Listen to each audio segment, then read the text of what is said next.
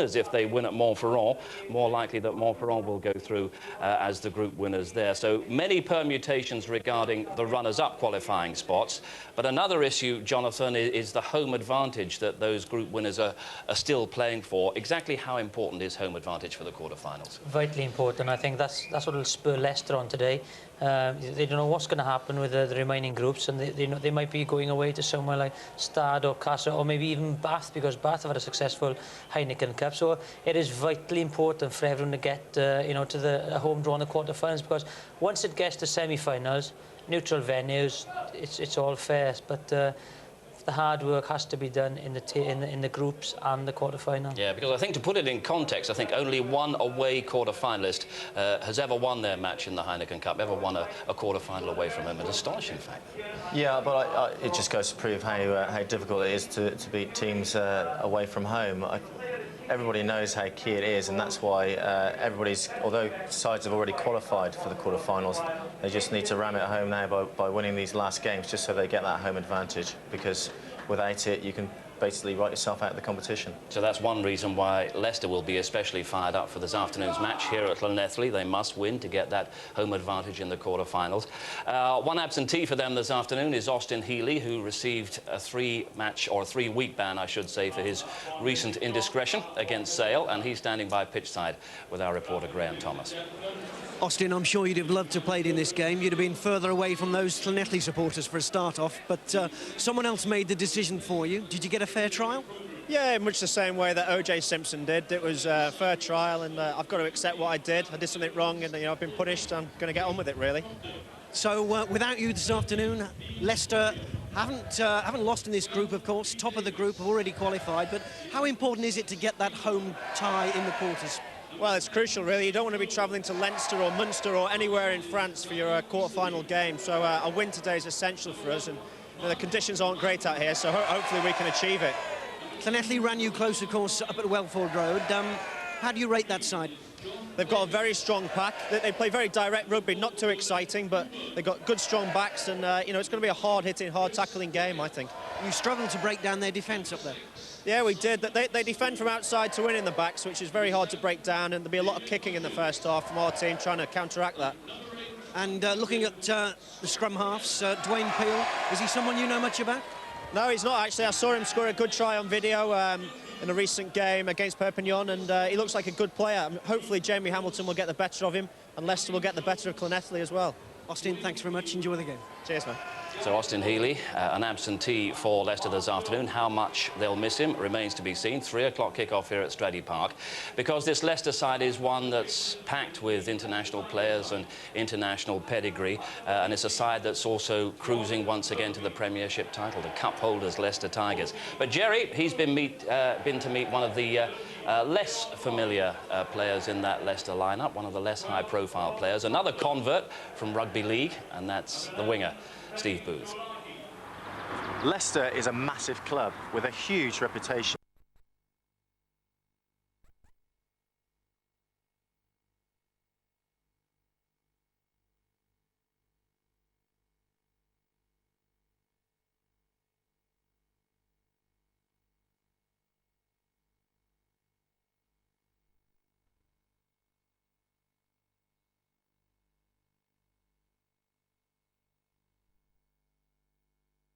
Where in league you're probably involved every set of 6 or a couple of sets of 6, but it's a little bit more physical grappling in the rucks and mauls, which we train for, neck work, etc. when you're going into the squeeze ball and so on. But I think they're very similar nowadays.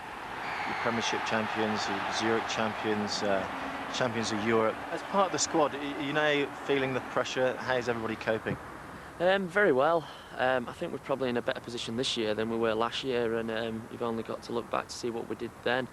The thing is, no matter what we've won in the past, there's more pressure every week playing at Welford Road in front of 16,000 people, not wanting to be part of the team who maybe one day will get beat down there. So the pressure, apart from the Cups, Championships, is the loyalty to the fans and not wanting to let them down at Welford Road. What would it mean to you if Leicester got to the European Cup final and you were in the team? Oh, it'd be tremendous. I think it's one of the greatest finals probably in the world, and to play in it if we do get there, it'd be tremendous. Did you watch the game last year?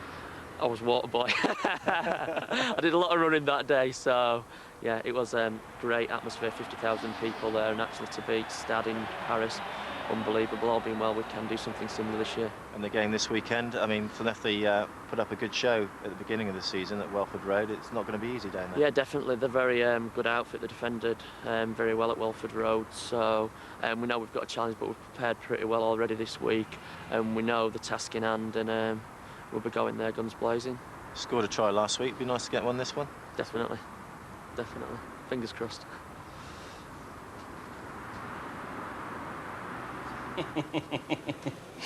You always were a towering figure among wingers, Jerry. Did you get the feeling among the Leicester camp during this past week that this match is something extra special for them?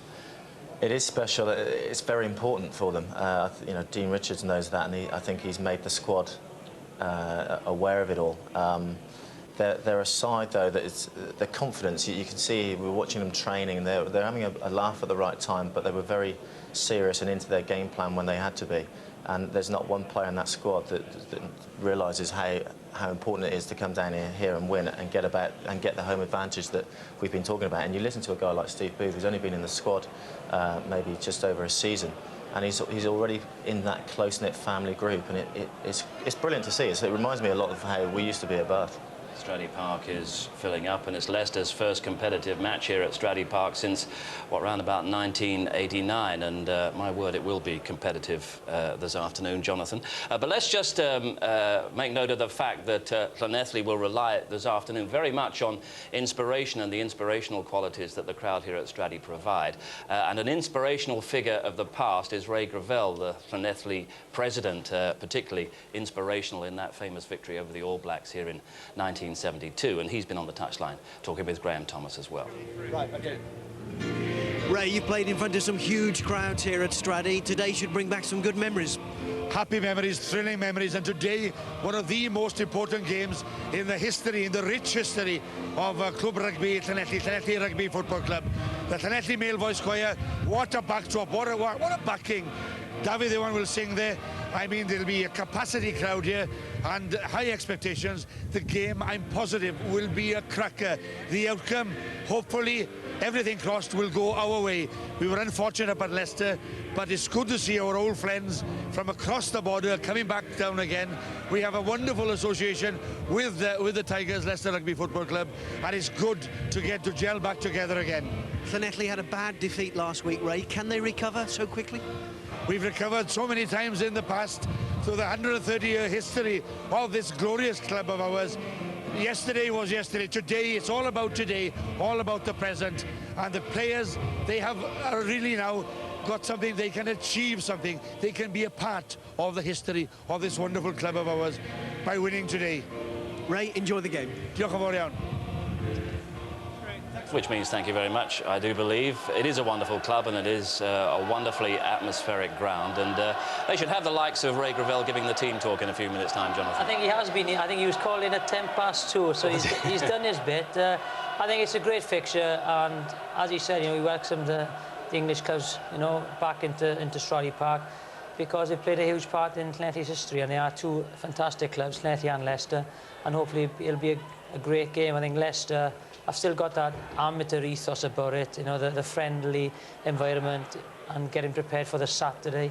And I think they've done it very, very successfully. And I think Llanelli have been successful. They always will be successful. And but it is a vital game for them today to carry a Welsh hopes through to the quarter-final. Yeah. Other matches in progress, as we've already told you, that vital Castres-Munster match, and at half-time it's 16-3, Castres a leading Munster, and that's bad news not only for Munster, who will possibly have to rely on a runners-up qualifying spot, but also for Ulster, whose hopes are also strong of making it through as runners-up, but Castres may well put pay to that if they complete a convincing victory over Munster this afternoon. Similar issues here today, Jerry. What is the best approach, do you feel, for Llanelli against this so powerful Leicester lineup? They have to go out this afternoon the same way as they did at the beginning of the season, and I think if they can match the Leicester forwards, then they're in with a good chance. I believe through talking to the Leicester players that their first 20 minutes is basically about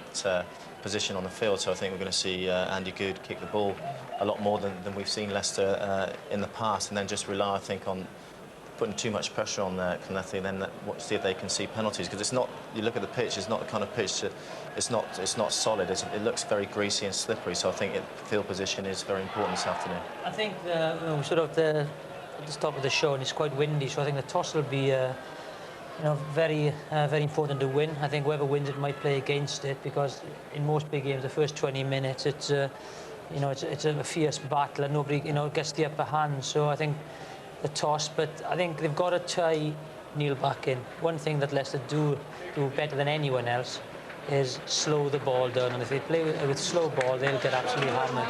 So they've got to tie Neil back in, throw to the back of the line out, and then try and be in their faces all afternoon. Neil back there just having gone through shot. There were some injury doubts, injury concerns about Neil back this afternoon. There are always injury doubts about Scott Quinnell for Llanelli, but the fact that he's named in the Llanelli starting lineup is significant as Leicester make their entrance to Stradey Park.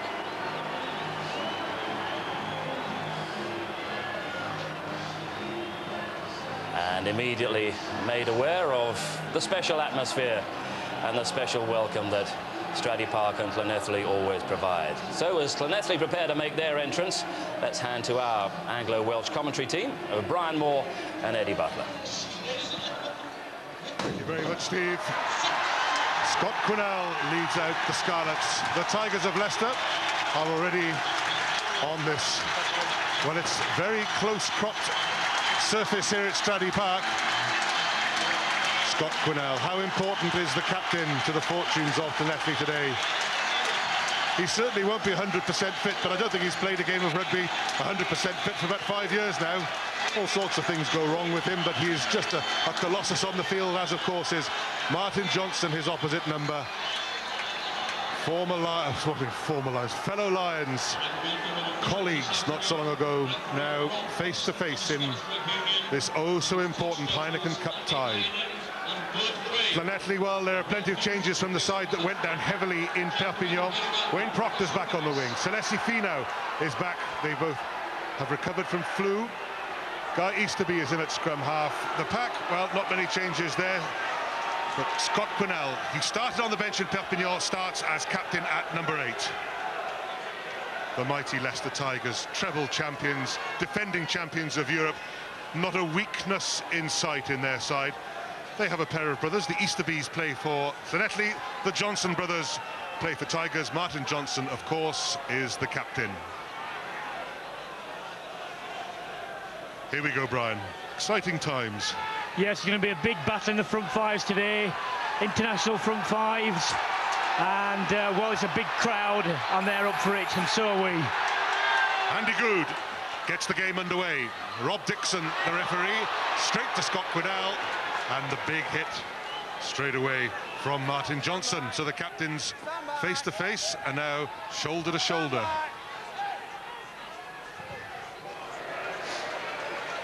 Stephen Jones safely into touch, not much distance gained.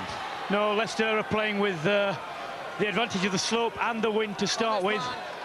And they've got good field position here. It's important that their set play, which is usually very, very sound, is sound again today, so that they can... Oh, good catch. Leicester throw long. On comes the drive. Well defended by Llanelli, although Leicester come away with it through Darren Garforth. Jamie Hamilton digs in, but it's a turnover for Llanelli. Guy Easterby over his shoulder. Referee has his arm out for the penalty. Good take by Steve Booth. Whistle goes for... No, it's not a penalty. It's a knock-on. Leicester losing control at the ruck. Yeah, and that's unusual. Dean Richards will not be happy with that, but this will be an interesting tussle. Two international front rows here. I would expect this to be a rare old battle. John Davis, a lot of experience there. Graham Rowntree, resurgent career, knocking Jason Leonard out of the England team. He'll want to play well today. Just saw Martin Madden bearing down on Booth then. Oh! Well, yes. Punches there from Martin Corrie, and if the referee saw punches, that will be a yellow card, I would imagine. Well, the crowd round us want a red card.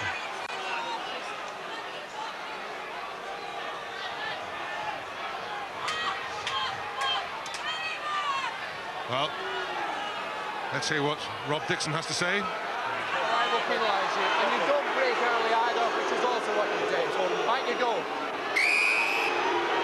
Martin Corrie perhaps lucky. First scrummage of the game, and he broke very early. Well, I don't think that's perhaps lucky. I think that's very lucky. I know he's being held in there, but I mean that's dull, because that's right in the open. That should have cost Leicester 10 minutes there. Well, I think the point is they're so conscious of Scott Quinnell coming off the back of the scrummage that they want to hit him hard and hit him early. Well, he certainly hit something. Robin McBride with a throw to a condensed liner. Chris Wyatt comes in now, is the dummy runner. No, it's a shambles for Llanelli, because Martin Johnson stands his ground and plucks the ball out of the air, and Leicester have possession. Slow possession. Hands from John Davis. In the ruck. Penalty to Leicester. Well, an unnecessary penalty given away by John Davis there, shaking his head, but I don't think he's got much room for complaint. And I would imagine that this will go straight between the posts. Andy Good, reliable kicker. I can't help thinking, Eddie, at times in today's game they overcomplicate line-outs. You've got the advantage of the lift anyway, you know where it's going first. It seemed to me that the Leicester forwards were bamboozled by various options there. Bamboozled by their own call, perhaps. There's a lot of movement, and it just makes life very difficult for the thrower. And of course, Brian, you were one of those. Anyway, Andy Good for the first points of the game.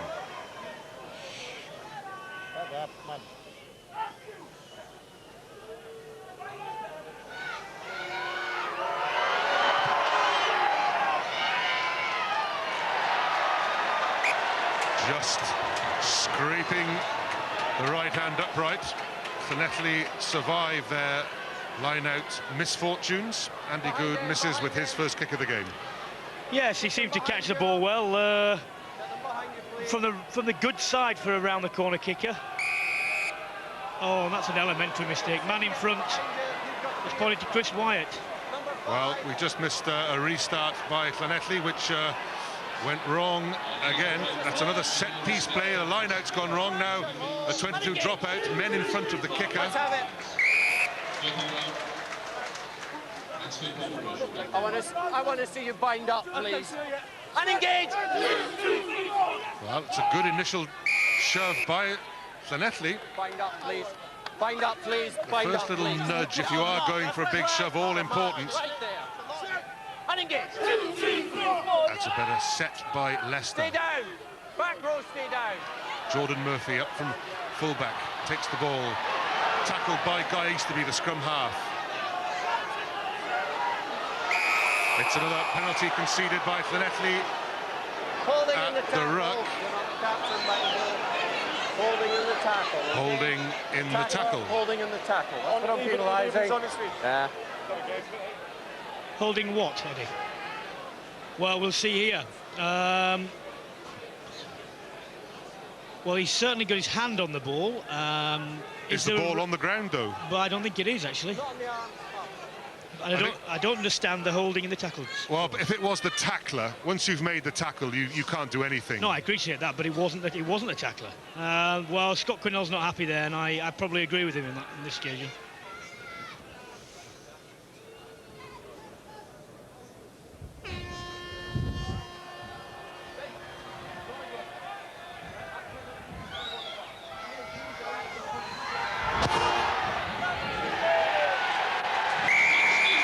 Slight readjustment by Andy Good, and the penalty sails over. Leicester take the lead here at Stradey Park. Llanelli 0, Leicester 3.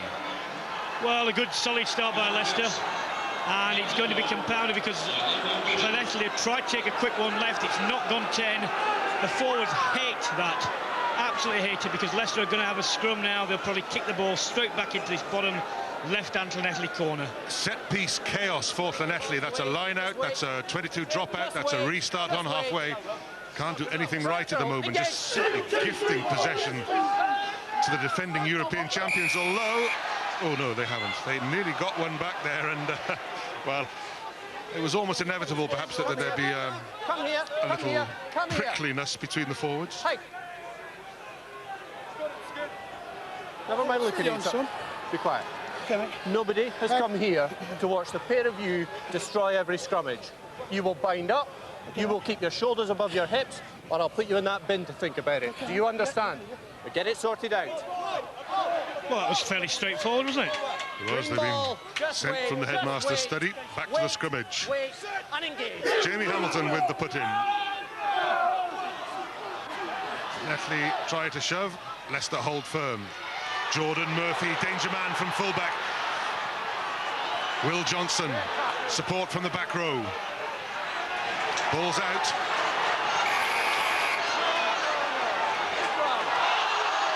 Leicester have the put-in at the scrimmage, and the crowd's reaction. It is difficult being a ref on a day like this. This is a good break by John Murphy here. Look at that, he's away. Neilback gets taken out. Johnson support, but what happened here was pinch the ball by Llanelli. That's good play. And they said Neilback was offside, but I don't think he was. Open play, I think. No offside there. It's a penalty against Martin Madden on the loose head side for driving in. Well, I always... How on earth do you drive in outside at loose head? That's not possible. It isn't possible. You have to look at the tight head under pressure there. Well, the referee just said, you know, if he doesn't drive straight and he drives up, I'm going to penalise him. But neither Madden nor Garforth went up in the air. It's simply Madden managed to shove Garforth backwards. In essence, he's driving straight, he's giving way, and I'd feel hard done by if I was Martin Madden. He's worked very hard there. That's good scrimmaging. From a very similar position to his last two attempts, Andy Goode has this penalty to extend Leicester's lead to 6 points.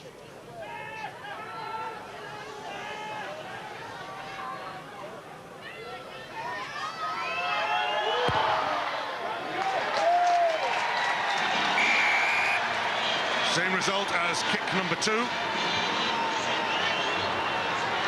Llanelli 0, Leicester 6. Well, anyway, we've had nearly 10 minutes play, and Llanelli have not been in the Leicester half at all, not once. Well, they haven't touched the ball.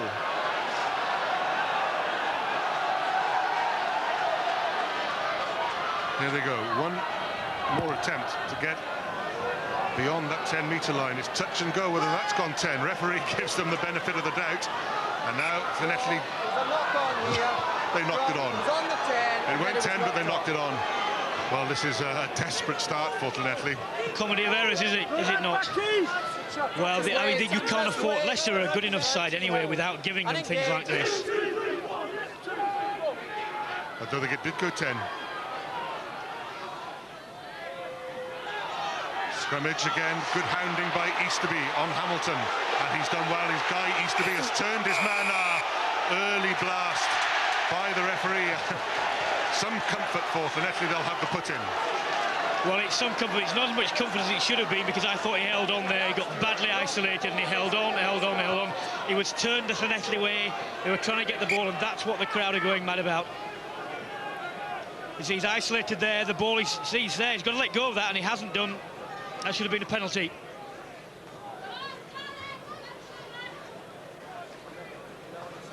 Jamie Hamilton.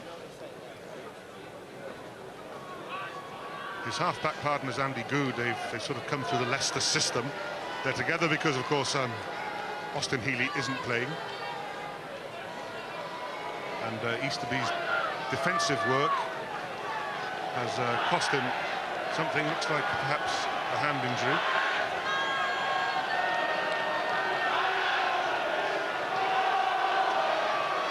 Well, I can't exactly see what happened here. Easterby does well to catch him. He may well just have... Let's see, he's got to let go of that ball. He's got to let go of that ball. He's turned the wrong way. Tigers are late getting in there. Now, Llanelli scrummage. This time, Easterby will go for it himself. Knock on by Guy Easterby. He just looks up, bemused. Well, that wasn't enough. Wait, can you see that? I couldn't see that. No, didn't see much. Oh dear. It's not going well for Llanelli. Mistake after mistake at the moment. And they're getting the bad rub of the calls. Hamilton running backwards, passing backwards. Kick by Andy Good. Pushes Llanelli back to territory they've known only too well in this opening period. Their own territory. Well, why would you not do that as a tactic for Leicester? Llanelli are not securing their set-phase ball well. They're making mistakes, and Leicester haven't had to do anything, really. They've played competently, but no more, and they're 6 points up. Important throw for Robin McBride. How much movement will there be amongst his forwards? Off they go. Scott Quinnell tidies up the bouncing ball, gets through one tackle. Advantage red! Advantage being played. Easterby. Advantage over! Oh, well, advantage over, says the referee. That's not much of an advantage, I'd say. Well, no. Llanelli are at least in the Leicester half, but it would be better to have a penalty kick and then have the throw-in, wouldn't it, really? Well, I just think the scrum half kicks because he knows the referee has his arm out for a penalty and that it doesn't matter. Yeah, I mean, and the ball had gone slowly. I mean, Leicester, as was mentioned in the studio, if you don't get Leicester off the ball early, you're going to be in trouble because they're the kings at slowing ball down. Leicester lose a throw. So, set-piece chaos works both ways. Stephen Jones, Lee Davis, Celesi Finau from the wing into midfield. Release! Back. Leslie, Stephen Jones, Neil Bubia. Advantage red! And again, Leslie have a penalty advantage. Through the backs, Jones again. Scott Quinnell standing outside. So hard to bring down. A head of steam for Llanelli for the first time. Roundtree gives guy used to be a clout. Garen Evans slips to Neil Bubia. Bubia bundled into touch, but this time there is no advantage, and Llanelli have a penalty. Yes, that's good refereeing there. Let it go, and you're allowed to do that. So nicely, whilst Scott Quinnell made good ground there, weren't able to get much more out in the backs than lateral, and at least they will have the chance to put him through. He's a strong bloke. As you look at 1, 2, 3, 4, still going. Ties in Neil back. Okay. Graham Roundtree is offside. He's in front of the back foot. It's quite a long time after the original arm from the referee. That was an extended advantage, and the one before that was very quick. Yes, slight inconsistency. I think he got it right in the latter case. You know, if they've committed a penalty and you don't really get a proper advantage, then let's go back and have it. Llanelli throw inside the Leicester half. Wyatt the target. Wyatt takes it well, throws straight to the ground though. Mr. Robin McBride on the loop, but Llanelli have recouped that ball. Quinnell again in midfield, tackled low. This time he is taken out by the first tackle. Easterby to John Davis. Prop does well to make ground. Jones to Lee Davis. Stand back, Green! Stand back, Green! Llanelli lying flat outside Stephen Jones.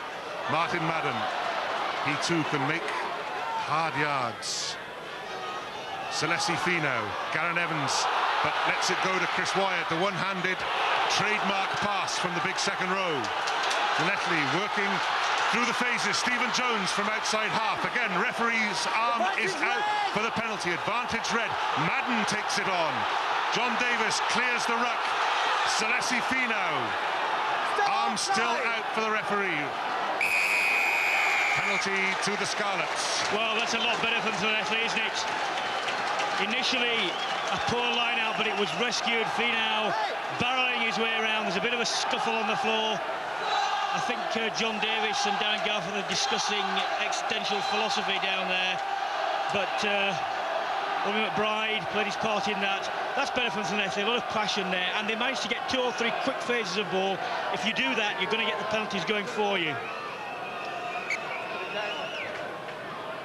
I can't also help thinking that the run there from Jones is what's needed as well, because Leicester are very good. They strung out across the field and they were waiting on the outside there. That's direct play and it'll tie the fringes in. Well, they know that Martin Madden is going to be set up on the charge. They know Scott Quinnell is always available for that sort of work. So the alternative, the variety offered by Stephen Jones and by Lee Davis will be important for Llanelli. A little touch here by Chris Wyatt. He's a very talented, gifted footballer. They do have trouble taming him sometimes. I was going to go on to say earlier, Eddie, that the Scott Quinnell option where they pop it into him and let him drive is a useful one, but they need to have variations off that, and they've obviously got them. It's important that he's used at the right time and not just as a catch-all when they can't think of anything else to do. Stephen Jones, he started against Perpignan last week. In fact, he played the whole game, but it was patently obvious he was suffering from the flu. They called him the Scarlets, but he played as a very grey figure. Looks better today.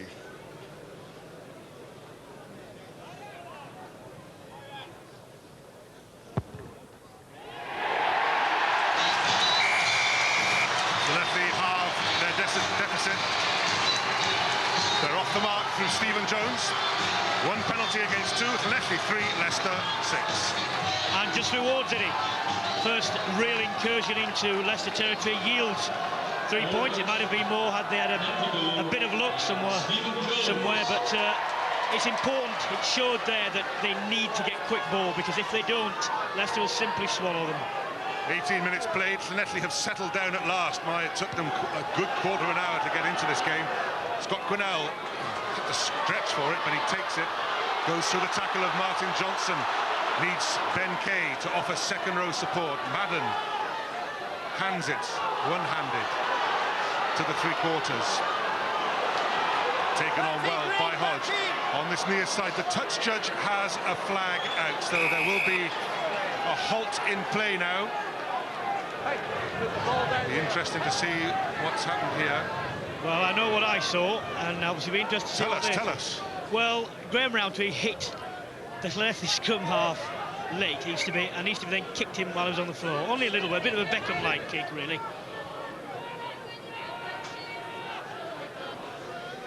That's the second time Graham Rowntree has come in and taken Guy Easterby out.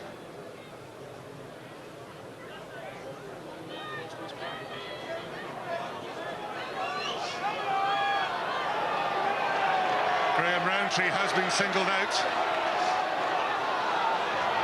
Just hear what Rob Dixon says to him. You've had your say. Listen to what I have to say. If you go in and you use your shoulder when the man does not have a ball and it's late, I will penalise you. Don't do it again, please. Back you go.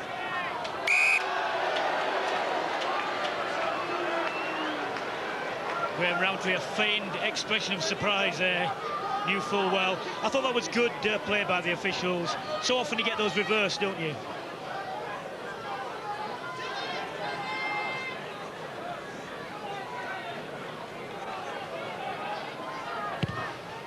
Stephen Jones doesn't make much ground again, but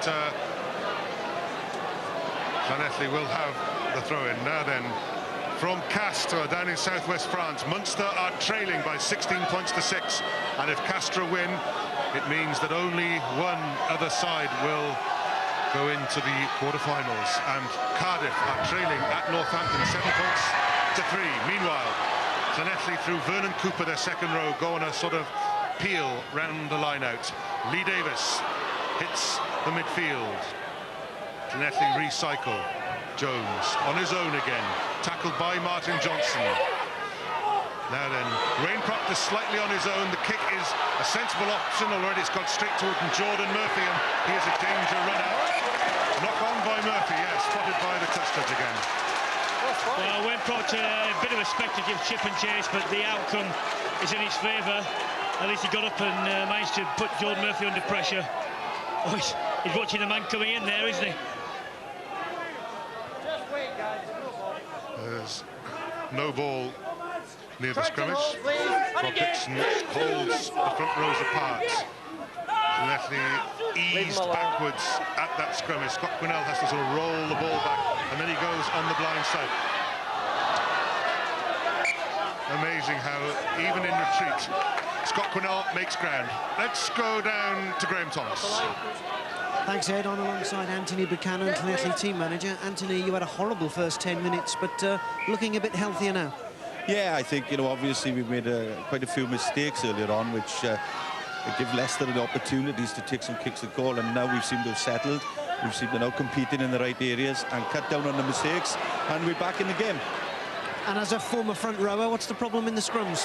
Well, it's only they can answer that one, but it is somewhere that's very competitive, and obviously they're trying to get the edge now, and that's what it's going to be in the first half hour, is trying to get on top of and see the side that comes through at the end. Anthony, thanks very much. Cheers. Leicester have earned themselves a penalty at the ruck. Llanelli's line out went awry again, and they were on the defensive, and a hand scooped that back. And then Martin Johnson wanted, what they call it, clarification. You simply can't do that, Eddie, can you? It's a senseless penalty. Leicester had been stopped there. It was slow ball. Couldn't have done much with it, and now they've got another penalty chance.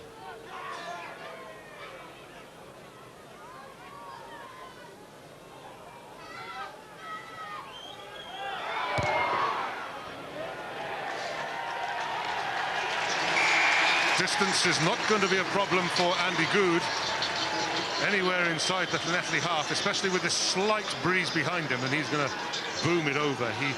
I've seen him kick some colossal drop goals as well. Well, it's at 48 metres there, and it went over the dead ball line when it landed, so add another 10 on that, so you're right, anywhere in the half.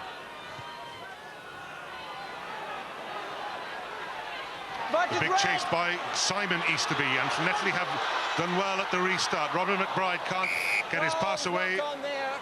There's an original knock-on by Leicester trying to catch the ball. Llanelli with the put-in at the scrimmage. Now, this is an interesting one for Llanelli here. Robin McBride, well, it comes out to him. Eventually. He didn't have much chance there, but Llanelli have got a good attacking position here. Scott Quinnell's in the hole for the quick pick-up. Hasn't done it. Not between the second rows, offloads this time too. Guy Easterby, Garen Evans, good defence by Andy Good. He shadowed two runners then. Jones, Lee Davis. Was there crossing by David Hodges? The referee has his arm out, but it's Neil Booby at the moment. Celesi Finau cuts inside, advantage Reds. Easterby goes on one knee to dig it out. John Davis hauls a leg out of the way. Stephen Jones has to go to scrum half. Scott Quinnell sort of offers a dummy, and they go back to the original penalty. Offside were Leicester. Well, they always chance their arm, Leicester. They play right to the edge here, and I think it was inside that line. Yeah, he said number 12, called Rod Cafer. Simple penalty now for Llanelli, but you have to say that they are making more of the game when they have the ball than Leicester, who are keeping position at the moment. Probably have to do because they're up the slope and against the wind, but they're showing the spirit to get back into this game after a series of horrendous mistakes. Rod Cafer has to step back and watch Stephen Jones with, well, this is a simple kick.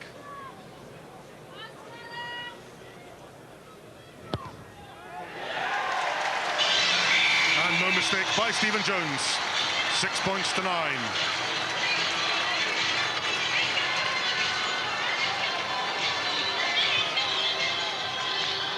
It remains close. It hasn't really sparked quite yet, but that's because I think one team is trying to play for position, and it's Llanelli up the field. They're trying to make more of the game. I'm sure when we turn around, Leicester, who've got good attacking potential behind the scrum, will seek to play the ball wider. Interesting formation by Llanelli receiving this kick there. You can't see many red shirts there. They're sort of lying deep to run onto the ball. As it is, it goes over their heads to Scott Quinnell, who's wrapped up by Martin Johnson. It's a sort of one-on-one, a man marker for Scott Quinnell off the kickoffs. The marker being Martin Johnson.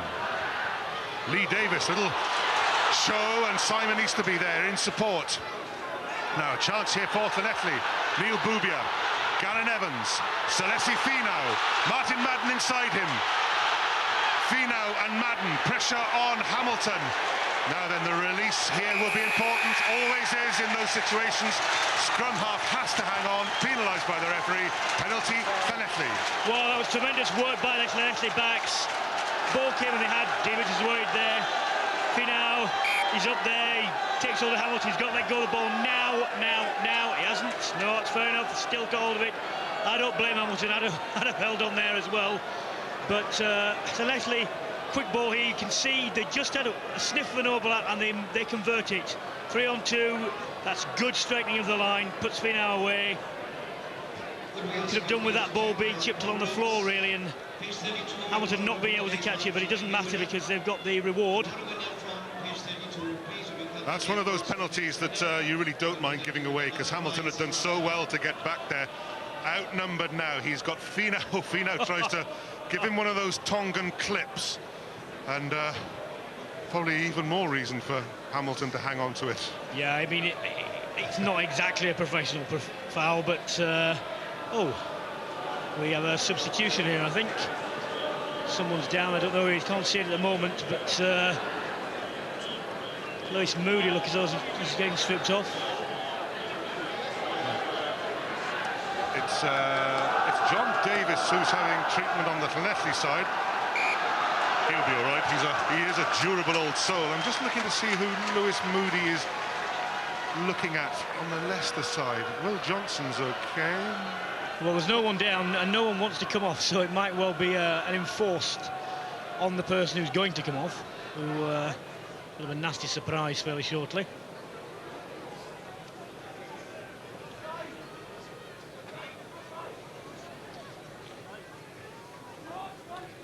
Well, there's no distance on that kick, but it's not a difficult effort around the corner.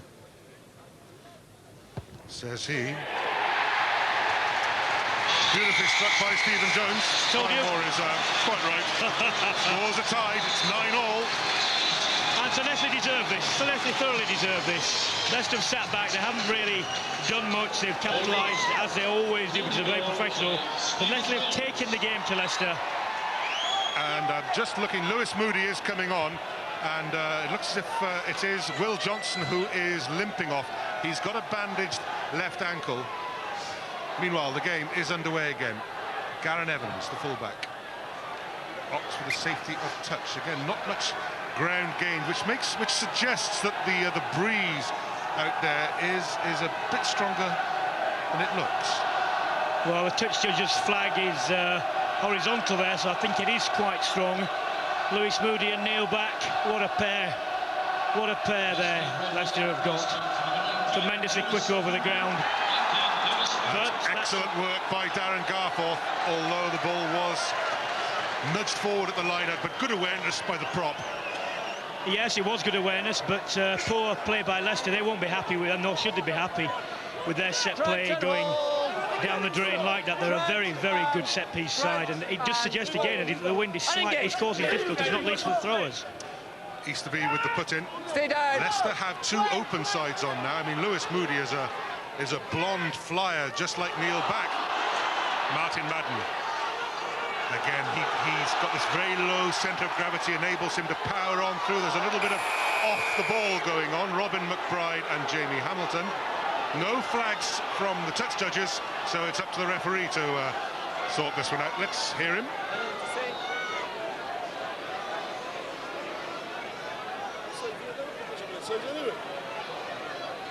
Hey. You start things, I'll finish it. You take the law into your own hands, I will always penalise the man who takes his law into his own hands. Penalties against you. Yeah, the retaliator has been stung, as he often is. Well, I don't know what retaliation was. It was McBride there. He's driving, goes forward simply. Oh, a bit of a tug, and he just pulls his arm away. Bit of a hair pull, I suppose, by Jamie Hamilton. And well, look at what McBride. What does McBride actually do here? Comes in, gets hold of that man. He shouldn't get hold of him there actually, because he's not there. But Hamilton swings him round, and he just pulls his arm away. That's nothing, is it? That is nothing. That's nothing at all. It's a sort of thing where if you get done for that sort of thing, you think, I wish I'd smacked him actually, because at least I would have felt better about it. violent conduct. No. No, don't go there. Don't go there. No.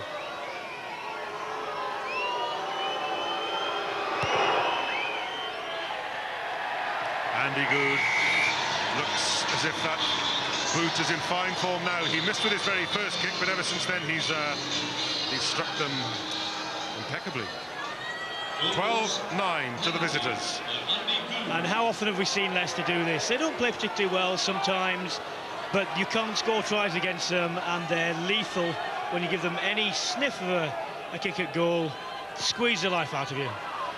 Simon Easterby goes on the chase. Slightly scrappy for Leicester. Good kicks long towards Gareth Evans, the bounce. And they have to be quick now. They were letting the ball bounce there is very dangerous, and a penalty in front of the kicker. Yeah, it has to be a penalty to Llanelli. Well, he did have his arm the other way there. OK, let's quickly go down to Graham. Well, Ed, Will Johnson has gone off with an ankle injury. It's his right ankle. He's having some treatment on it at the moment. He did have it strapped up before the game, but he's felt it go again. So that was the reason that Leicester decided to bring on Lewis Moody. Martin Madden standing off. Another Llanelli ruck, and Madden making good ground again. Jones to Neil Bubia. Finau cuts inside. Finau through the tackle. Stumbles. Gets back up again. Sets up the ruck. Taken on by David Hodges, the American wing forward. Leicester dive into the ruck. Penalty to Llanelli. And the tit for tat on the penalty front continues. And there's another small discussion between John Davis and Darren Garforth going.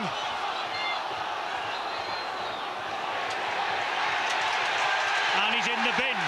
He's been Darren Garforth for sort of one of those pro fouls at the ruck. Well, perhaps the referee senses that the little bit of niggle, the off-the-ball stuff between McBride and Hamilton, and was just getting out of hand, and the bin does tend to defuse these situations. Well, he's straight on top there, and he knows what he's doing. The thing about it is, though, Eddie, is that when you are going forward and you're getting opportunities and people keep doing this, then it does create an awful lot of ill will and resentment, and that's what's going to spill over. And maybe that one in isolation wasn't too bad, but cumulatively there's a wider significance for these things.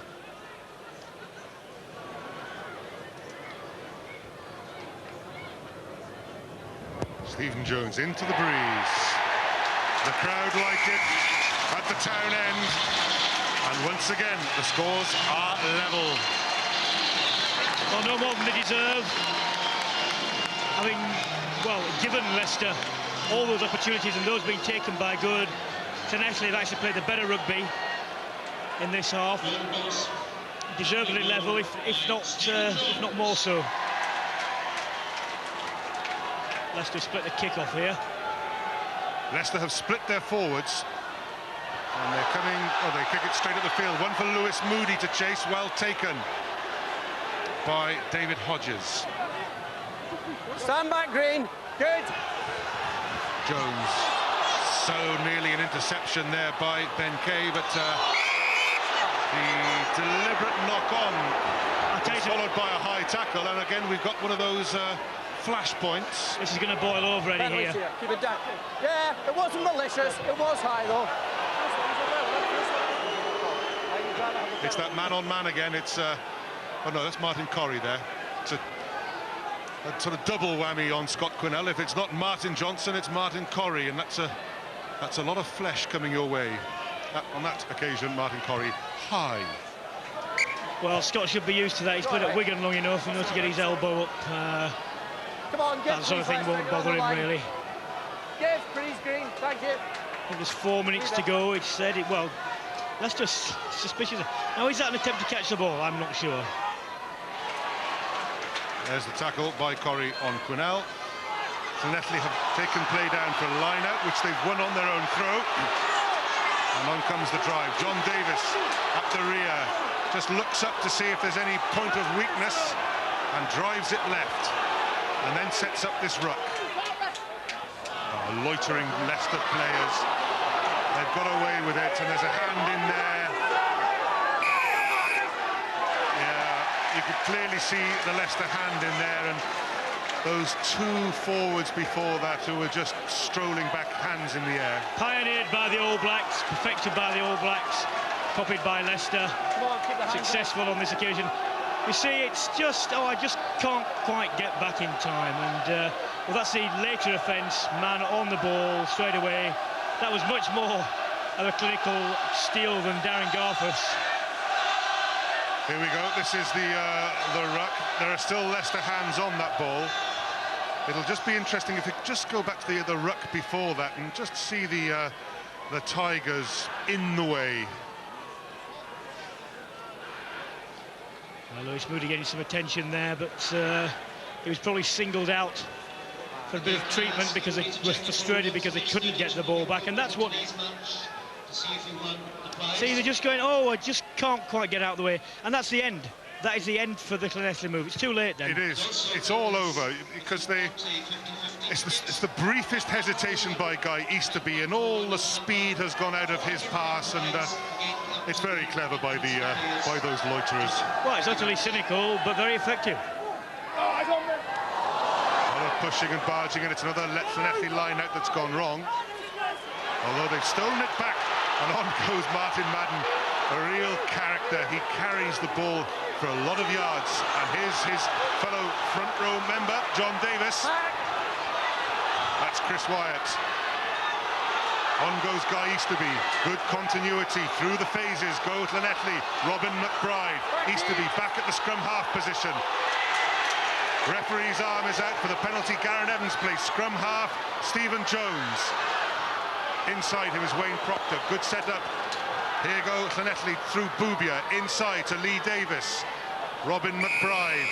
No advantage. The original penalty in front of the posts, well, more Eddie, or less. Eddie, how many? I've forgotten, but McBride gets the ball back there.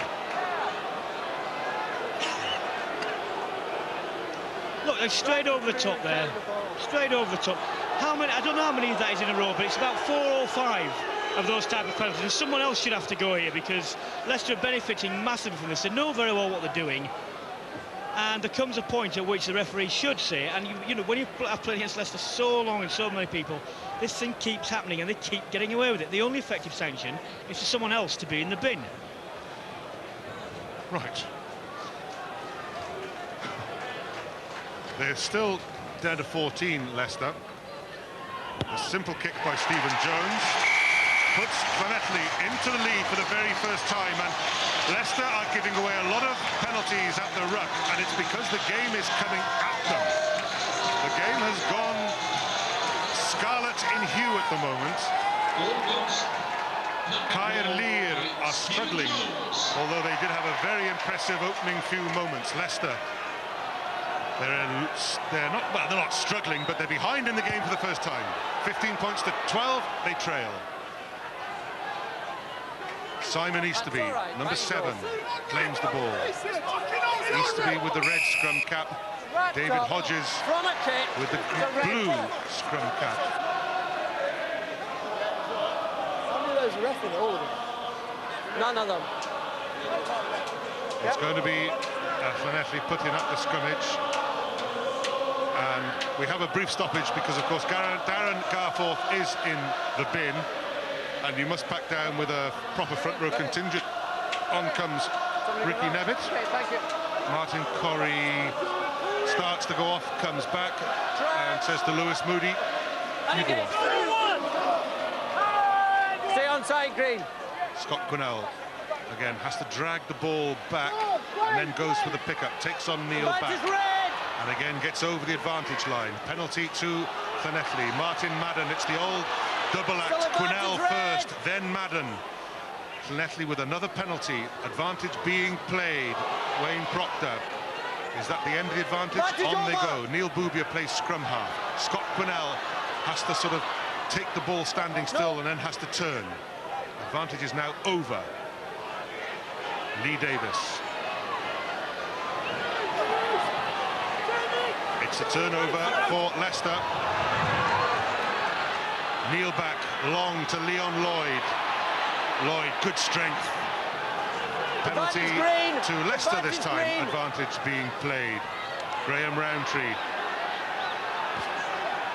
Still advantage, Green. Still advantage. Advantage over. Steve Booth, he hasn't touched the ball all game. Advantage is now over. Ben Kay, tackled by Madden.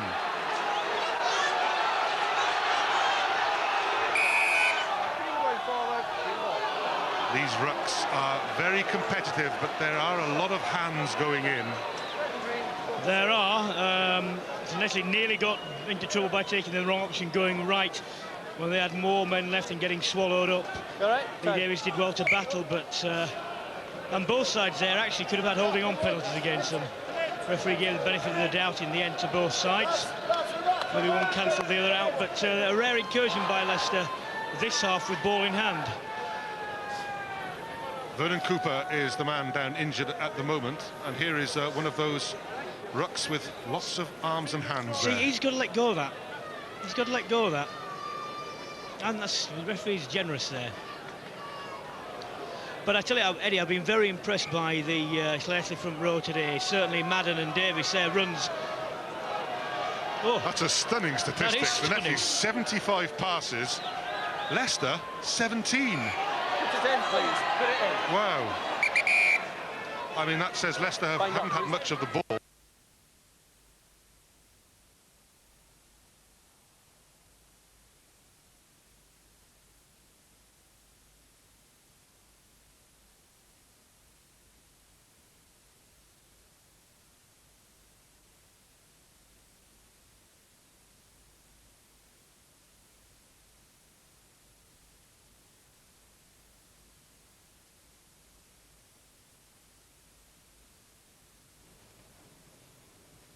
Well, we appear to have problems at that Heineken Cup match with the match finally poised. Llanelli 15, Leicester 12, so just 3 points in it. But whilst we wait until we get the pictures back, let me just give you a few guidelines as to how things are progressing in the FA Barclaycard Premiership. There they are. Aston Villa 2, Derby County 1. It was Darius Vassell who gave Villa the lead after 12 minutes. Darryl Powell equalised after 23, and 30 seconds later, Francois Grunet was sent off for Derby. Juan Pablo Angelas made it 2-1. Blackburn Rovers 1-0 up on Charlton. That was Tugai after 5 minutes. The big match at Bolton Wanderers.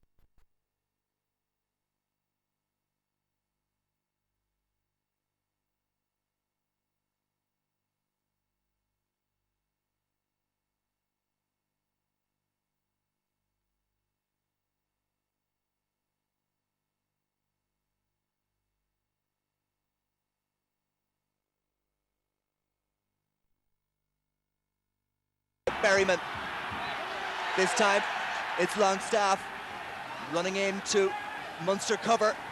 They had to get there and they did. Albury though, it's not over yet from a Munster point of view. Cost takes it on. Albury, Townsend. This time it's Toulet. Romain Toulet scores for Cast. Prendergast finds O'Gara. Little shimmy. Straight through, O'Gara with support. Wallace under the post. Out of nowhere, Munster score. David Wallace comes off the bench and makes the impact that the Munster fans, both in the stadium and back at home, will have wanted. Referee looking for gaps in the line-out. Throw to Cast.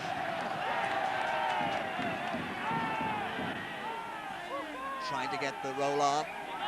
Munster need to continue to defend. Fromont again. Albury, Townsend. Delmont. Ball there again. Ortigust. Sarami out on the wing. He's around Horgan. Sarami for the corner. Try for Cast. And that will surely wrap it up. And indeed, so confirmation that Castres do qualify, but Munster also go through as the second-place team. Good news for them indeed. Right, we are into football mode now because the goals have been flying around in this first Premiership Saturday of 2002, the earliest of them.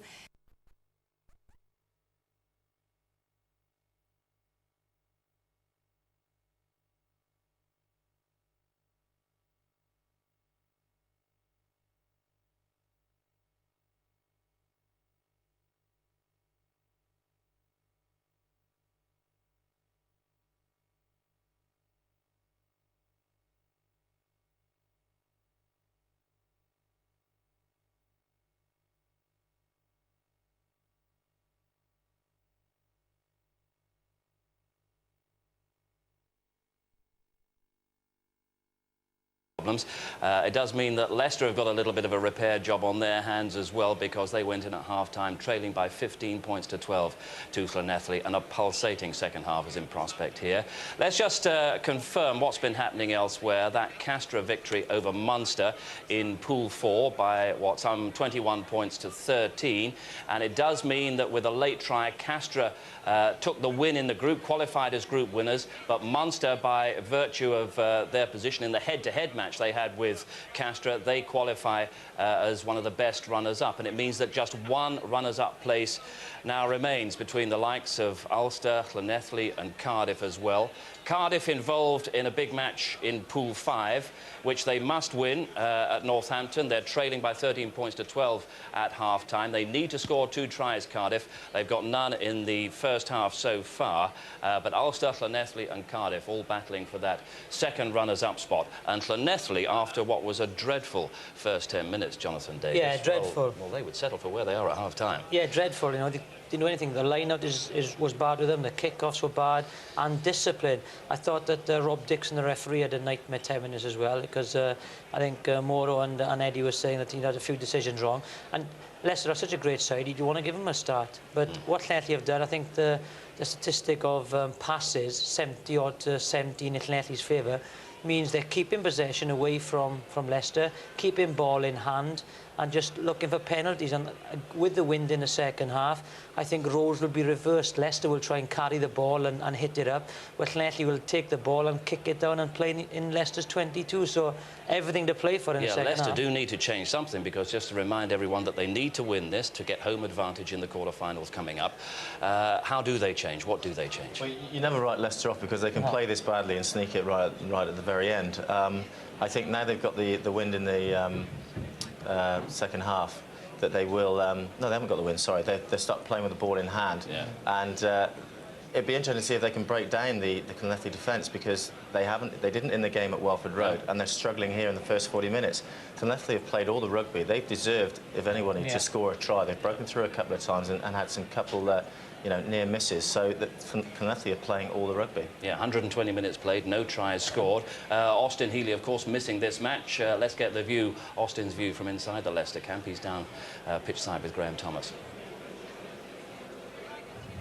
Well, Austin, pretty tight first 40 minutes, a bit grim on occasions. What did you make of it?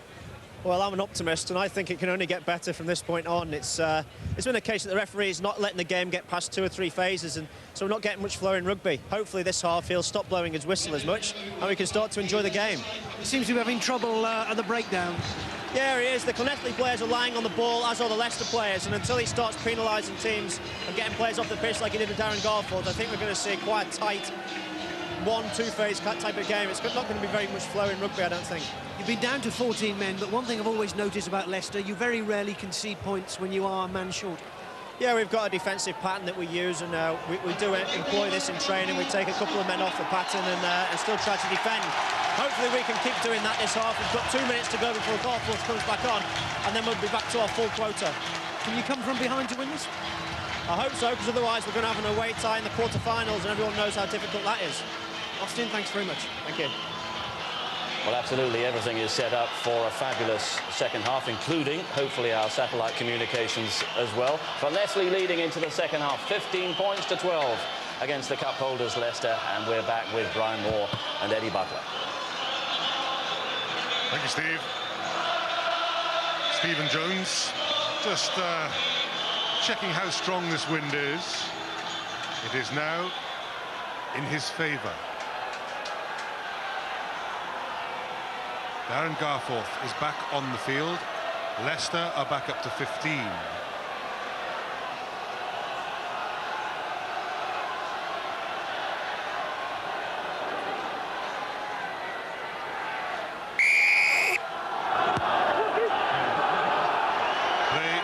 Underway. Martin Corrie with the little juggle and the feed to Lewis Moody.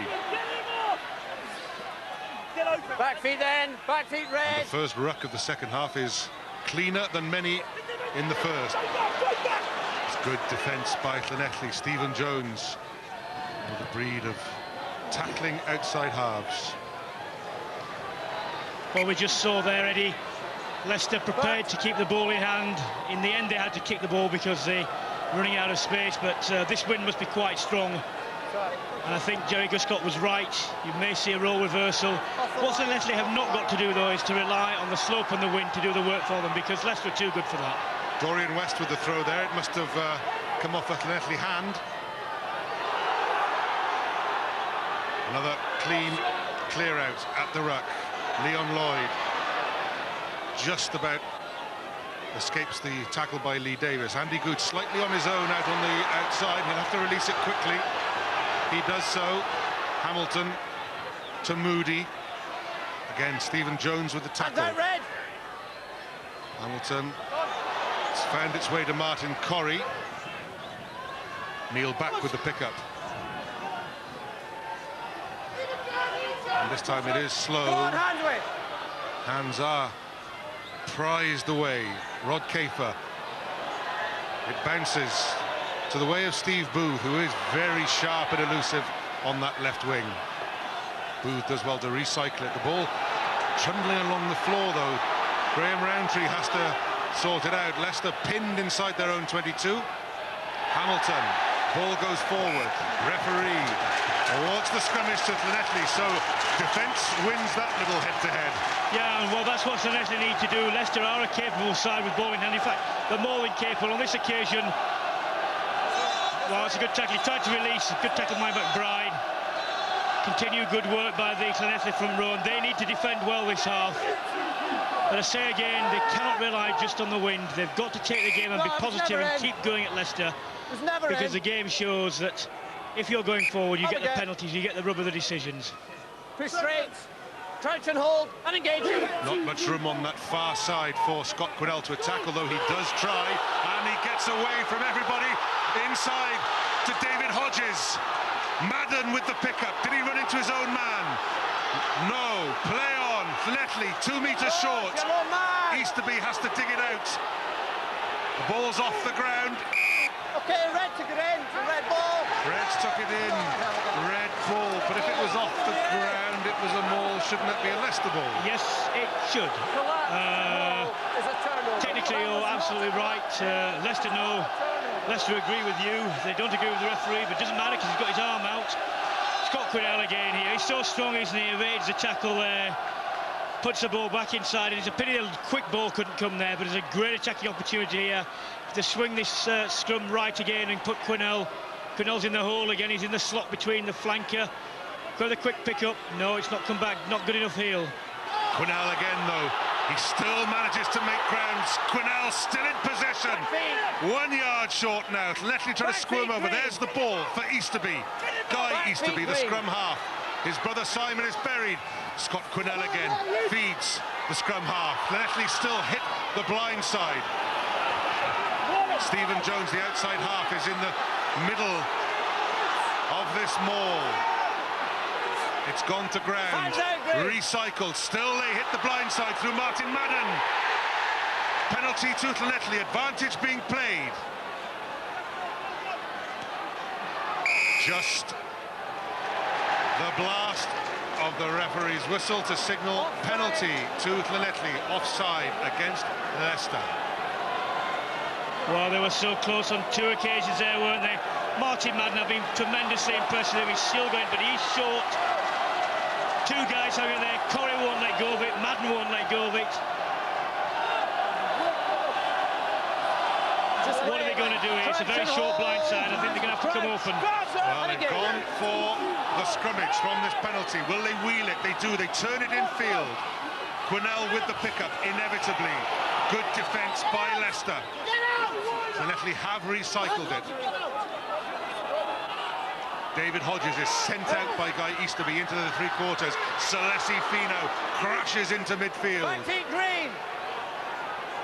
They go right towards Vernon Cooper to Martin Madden. Madden for the line. Just short again. Did that go to ground? It did. No, it didn't. Llanelli held up, and this time the put-in does go to Leicester. So, in the end, defence again wins.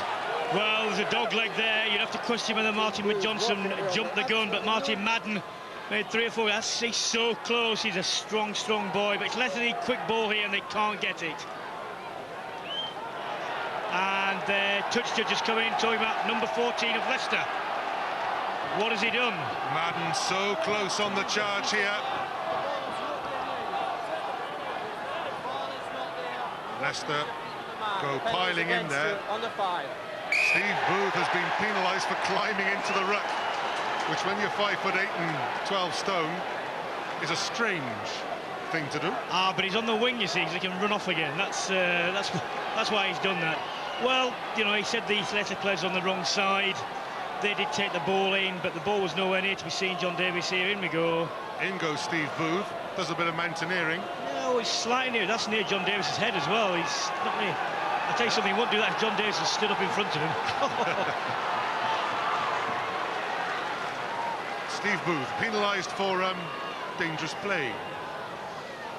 And Llanelli have opted on this occasion from a very similar position to take the ball back for the penalty shot at goal rather than the scrummage or the kick to the line out.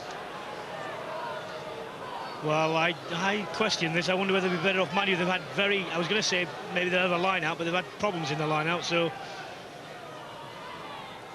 It's a difficult kick for Stephen Jones. It's from a long way out. But he's drilled it straight through the posts. Llanelli's lead is extended to 6 points. 18 points to 12. And having started dreadfully, it's the only way to describe Llanelli's start to this match. They are now looking, well, if not ominous, they're looking dangerous. Leicester with the wind in their faces. There's the strength of the wind. That's come back a long way. Straight into the arms of Martin Madden, one of the chargers in a scarlet shirt. Jones. And there's an indication of the wind. Back go Leicester. Yeah, that's a good kick. That's a good 40 metres made there. And Leicester's defence held Leicester out initially. They came so close to scoring tries. The reward was 3 points, and Dean Richards is not happy on the bench. Nor will he be. The statistics prove if you get an away draw in the quarterfinals of Heineken Cup, you're not likely to go through. Leicester will not want this. Now, can Johnson raise them? He takes first responsibility by calling the line out on himself, and he wins it.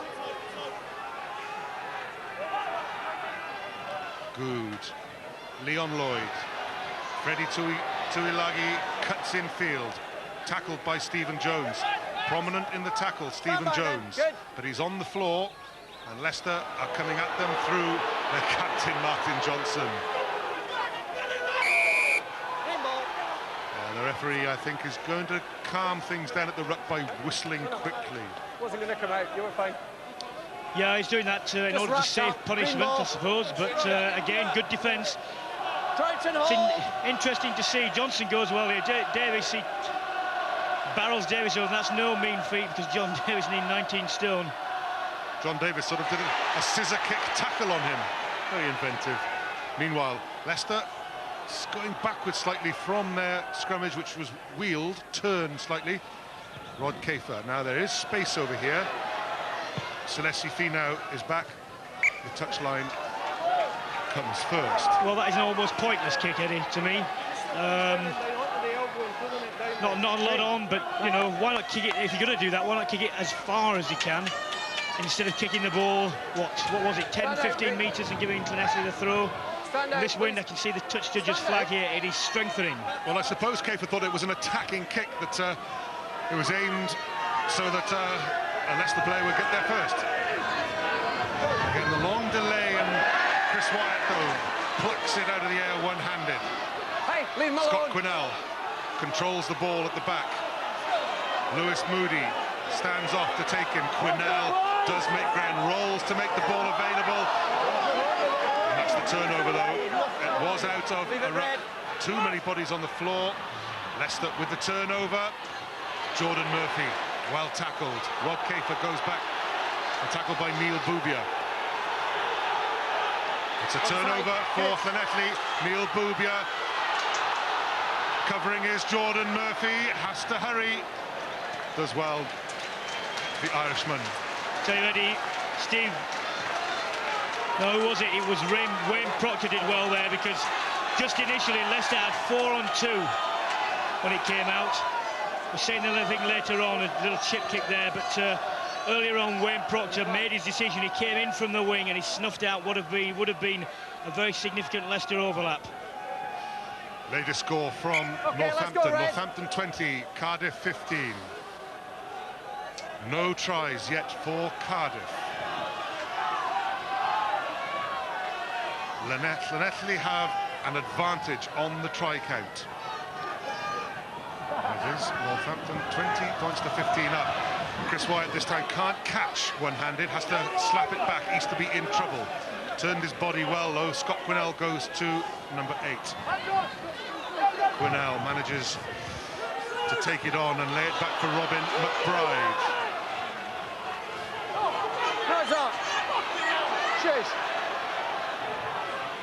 Again, Llanelli struggling to clear. Quick ball from the ruck. Easterby thinks about going right and comes left to Stephen Jones, who thumps it downwind.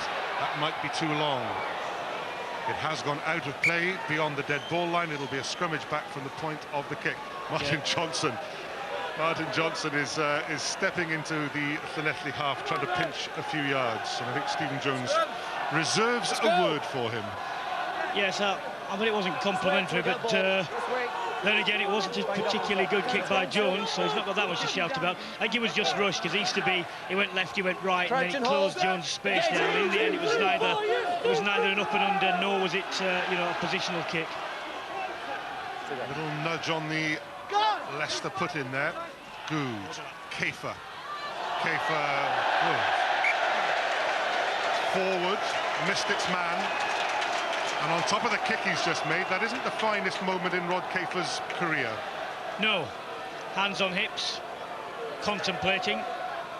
Must do better. But it's Llanelli, you see, they close down. There's a 4 on 3 here. And they make the miss. Simple hands, Leon Lloyd. And they would put Booth away there. Hold. Engage. Llanelli through Scott Quinnell, hit the blind side. We need quicker ball than that. Leicester coming in from the side, no. But they will have another scrummage, will Llanelli.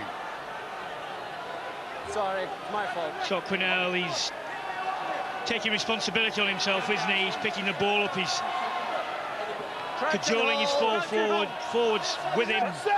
Tremendous physical effort. It's noticeable how Leicester are so good at slowing down rucks.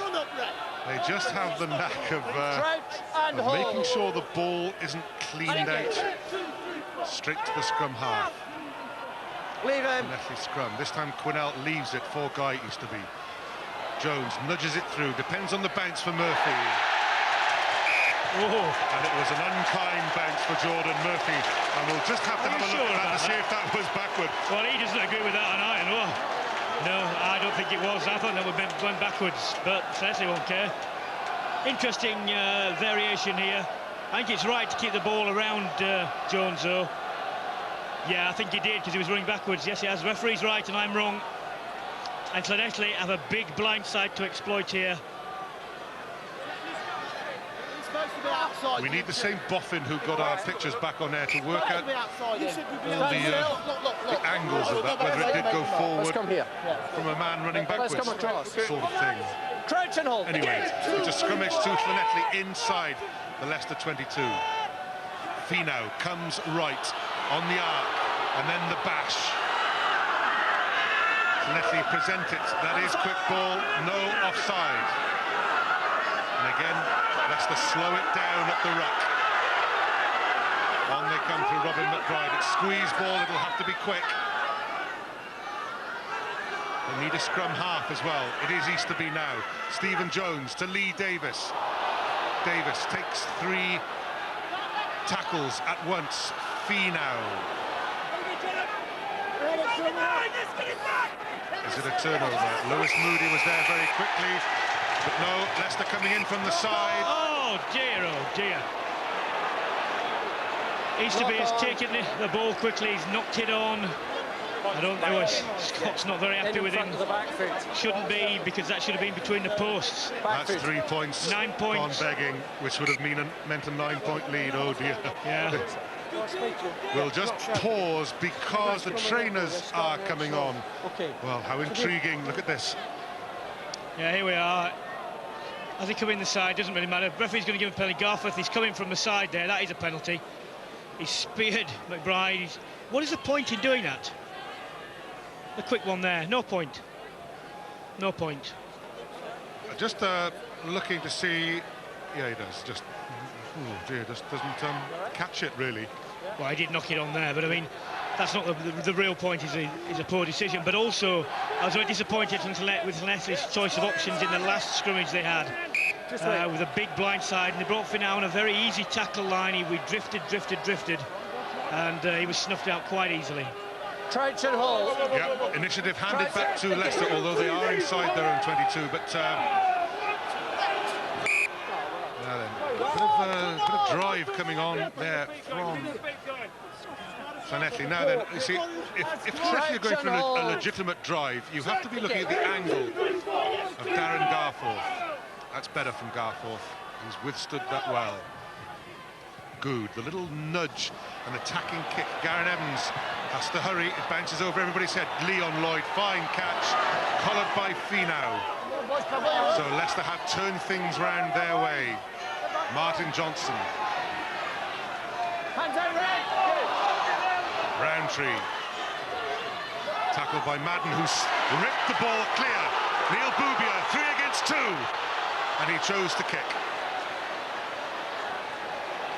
It's a very good kick, but it's I was about to castigate him there, but I don't think you can in the end. I thought maybe he could have taken the ball further forward and then made his mind up, but I think if he'd eventually decided to kick wherever he kicked from, that would have been a fair return. Just Martin Madden's just one of those characters that everything he does, it's something exceptional. I mean, even when he goes backwards in the scrum, he goes backwards at pace, you know. So with style.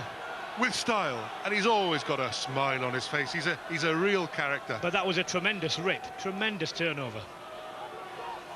Wind has died a bit, so the flying out throw is easier, and they went for the long one to Corrie at the tail. Leicester trailing by 6 points. Chris Wyatt drops it. Knock on. Well, that's 1-1 really. Wyatt will claim that it didn't go forward, no doubt, but yeah, he's got such good hands that he shouldn't be dropping that. And then he threw the ball at Steve Booth. Well, he's got to grow up, hasn't he? Stand there. Just tell him to fucking grow up, the pair of them.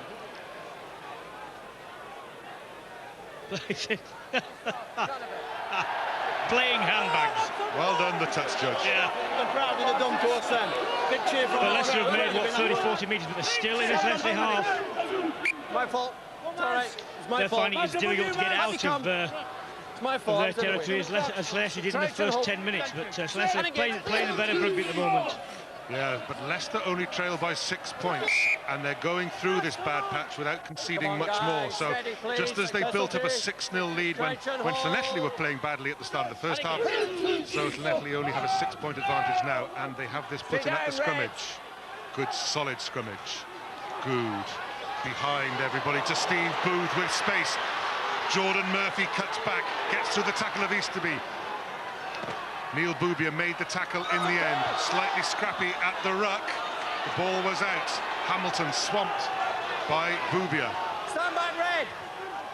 Good.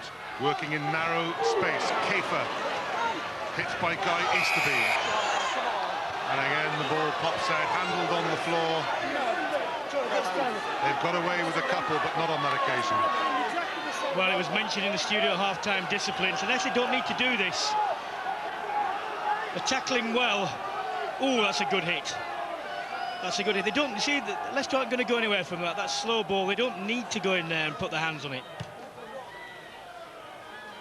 The upshot is that Leicester are in the opposition half with their own throw-in. I just wonder whether Leicester will rue not taking that 3 points. I'm pretty sure he would have kicked it. Converted try would still have left Leicester having to score again. Converted try would now put them in front. Well, that's good work by David Hodges. Clean jump on the opposition throw. Easterby. Nobody's really chasing that hard. Murphy has room. Finds Leon Lloyd. Lloyd goes on an arcing run inside to Booth. Back. Trouble now for Leicester. They're going the wrong way. Good. Following up by Wayne Proctor. Leicester have done well to regather that. They're running at a defence that has to have Stephen Jones. Andy Good. Inside pass to Booth. Thunderous tackle again by Easterby. Good again. Kafer. Inside pass to Lewis Moody. The referee's... Sorry, the touch judge's flag is out, so this will probably come to nothing. A Leicester player thundered into that ruck and took Lee Davis out, and so you can hear by the crowd's reaction that we are just on sort of borrowed time here. Hamilton inside to Kay. The whistle goes at last, and there's just a little bit of niggle creeping in again. On that occasion it was Vernon Cooper and Jamie Hamilton, but it'll be worth hearing what happens to the referee here. Kafer inside to Moody. He sets up the ruck, and then it's somebody flying in behind him. Leon Lloyd. Well, I'm not sure there's anything wrong with that. Well, he's a long way from the ball, isn't he? I don't think he's going over the ball. He's maybe so. There's no injury after that. I think it was that other card. I don't think it's a card, though. No, no card. Dean Green. Oh, he's being pulled over. He's only going to be talked to there. 13 Green, please. 13 Green. 13. He's great, isn't he, Martin Johnson? Oh, what a shrug. He should be on the stage. You took the man out without the ball. You did it. It was tactical. It wasn't malicious. It wasn't dangerous. The penalty's against you here. Back you go. They throw the ball in our face. It's play on. That's a bullshit play. Well, I have some sympathy with Leon Lloyd there, because I think it was marginal, and I think the touch judge did well there. Oh, well, maybe not, actually. Sorry, having seen it from that angle, no, he wasn't anywhere near the ball. He was just standing. Yeah, No, I think if you're I have hitting, no sympathy with Leon Lloyd now. If you're hitting a ruck, you have to be coming in from, you know, directly behind the ball, and well, he true. wasn't, was he? He wasn't behind the ball, and he wasn't part of the ruck. So, well, I mean, the really important point here is that Leicester were on the attack. They were in the Llanelli half, they're not anymore, and Llanelli have just won the line out. Guy Easterby feet Scott Quinnell. Quinnell takes it on himself. Stays up on his feet. Quinnell taking the charge to Leicester. Robin McBride. It's a slow ruck ball. Guy Easterby to Chris Wyatt.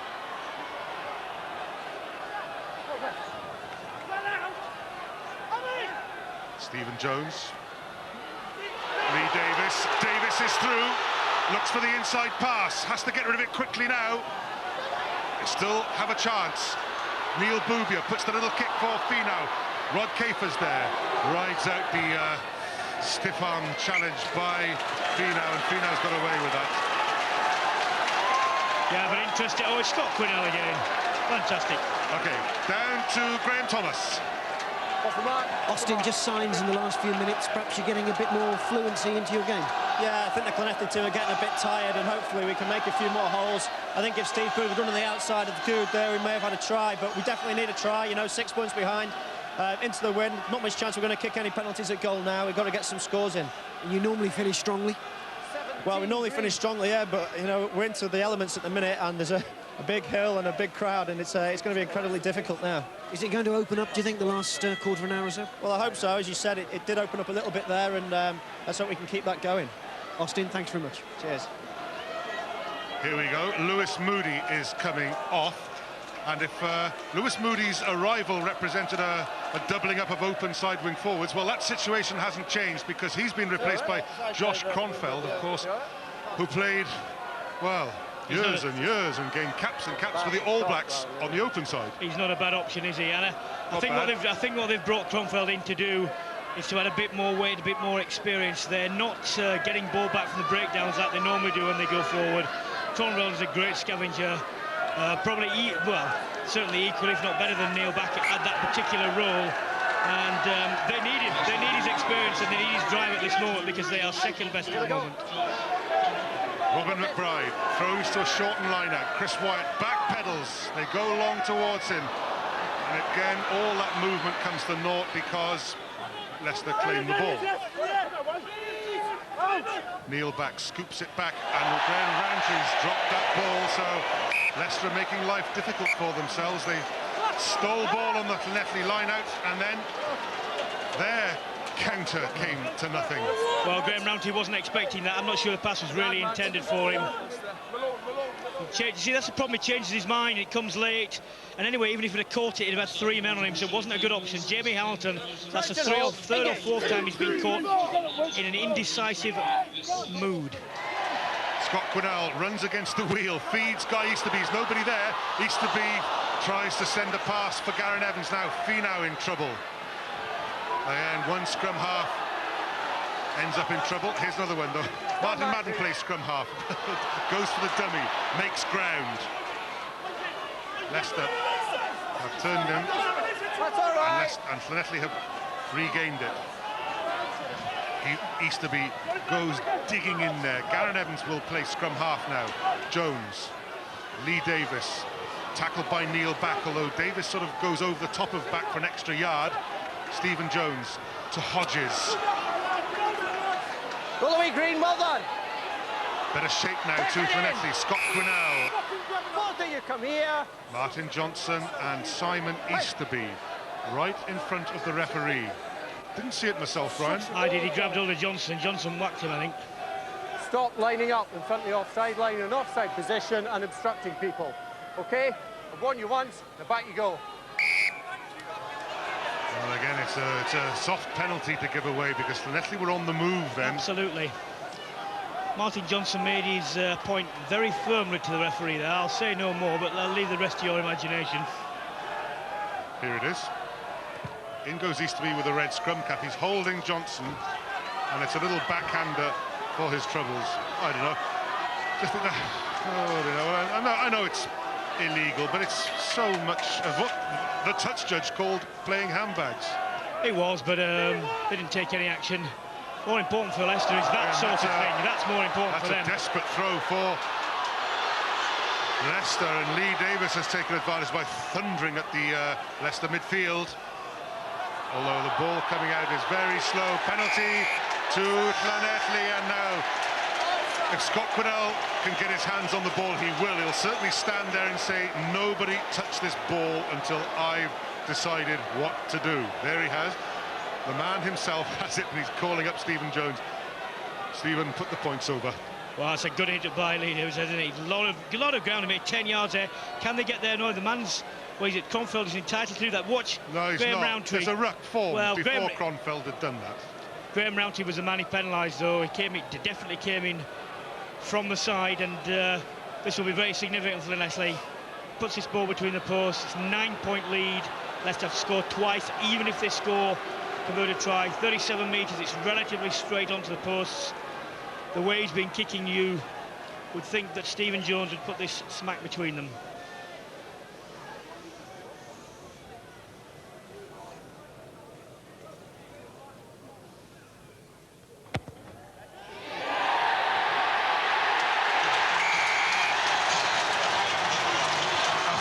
Christmas at Stradey Park tells its own story.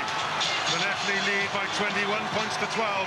It's been scrappy and it's been a tussle on the floor by foul means and fair, but it has a pulsating quality to it, and it's certainly nerve-jangling. Well, what do Leicester do now? That's an interesting variation. Again, it's drifting on the breeze, and again it falls into the big, strong arms of Martin Madden. Jones with the wind behind him. Oh, what a kick.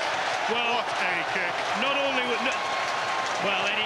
was that tremendous from the boot, but actually Stephen Jones picked that up from behind him. I don't know if we can see that again, but it wasn't a good pass to him. No, we didn't see that, but what a kick that's made. Oh, it's made 50, 60 metres, but he picked it up off his toes inside and behind him and has launched the ball. So Leicester trailing by 9, and they'll need to remind themselves that defeat here will send them away in the quarter-finals, and it's not a pleasant task, as they're finding out at the moment. Playing away games in the Heineken Cup is not always pleasant. And Martin Johnson even struggling with the throw there. Unusual. Leicester have not been their normal efficient self in lots of phases today, and Llanelli have outgunned them in the loose. Of course, Leicester aren't automatically going away if they lose. All that will have to be decided by those boffins again. They can have a busy time. Andy Good cuts inside Stephen Jones, who was out on the sort of drift. Wrap up, green ball. Again, the quick blast. Leicester will have the put in. But we've seen flashes this half, Eddie. Andy Good again, and he was the man responsible for the last break that was made. He didn't quite get away there, but Leicester are quite capable of running a couple of tries in 5 minutes if they click. Very important for the Leicester to keep the discipline and to stay focused. And then substitutions. Celesi Finau is coming off the field. His physical presence gives way to the silkier skills of Mark Jones. Mark Jones went down last week in Perpignan. It looked as if he'd reactivated an old knee injury, but he hasn't. Well, he can't have, because he's come off the bench to play against the champions of England, the champions of Europe, so he must be in fair nick. Crouch and hold. Sit. And again. It's all right, he slipped. All right, he slipped. And the strains of hymns and arias belts out from my right to left and all around me. You've never been to Stradey Park before, Brian. It's marvellous. And it's even more marvellous now because a cheer goes up. Llanelli wheeling the Leicester scrum. Well, if you watch Scott Quinnell when that happened there, he went up and he slapped both second rows on the back, as if, you know, well, not as if to say, but to say, fantastic effort, and he's encouraging them now. Martin Johnson's having a word. Dorian West pointing around. The body language of the Leicester forwards does not look like it normally does to me. No, it doesn't, does it? I think Austin Healy said that Llanelli looked as if they're getting tired. I wouldn't want to argue with me old mucker Ozza, but he has known to be wrong occasionally, hasn't he? I'd say that Llanelli look pumped up at the moment. Well, I mean, as a forward, you know, when you manage to turn over a ball like that from a scrimmaging effort, fantastic, Philip. It gives you that extra bit, and you know the Leicester front row will be very unhappy about the pack behind them, and they turn round and say, you know, you've got to get tighter. From second row starts saying you've got to get tighter, and it all goes from bad to worse. So Llanelli haven't scored any tries today, but their quest for tries isn't quite as urgent as Cardiff, because they piled up a load against Calvisano, which is one of the advantages of having perhaps one of the Italian sides in your pool. 22 tries Llanelli have. Martin Madden is down at the moment, so they won't want him to go off because he's had a tremendous game. No, they won't. Is that cramp? Could be, could be. Too much running around, you see. Change for Leicester. And Ollie Smith is coming on into the centre, and Steve Booth is just watch him coming off. Just here, Eddie, Martin Madden, I just can't see if he twists his ankle. Well, he goes round and down. I don't know if he twisted his ankle there, or whether he might have just... Well, it doesn't matter. He's still scrimmaging, so he's lived through it. the referee, he should just blow his whistle here and give a penalty, one way or another. Just sort it out.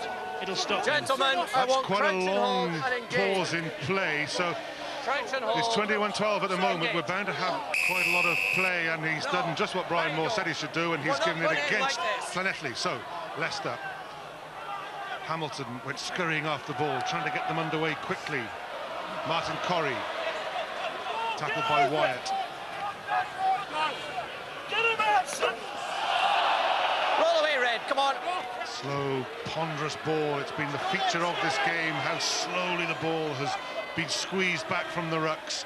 Now then, that's a good run. Forward pass, though, to Ben Cave. Well, Andy Good doesn't agree with that. I'm not sure I do. Let's have a look.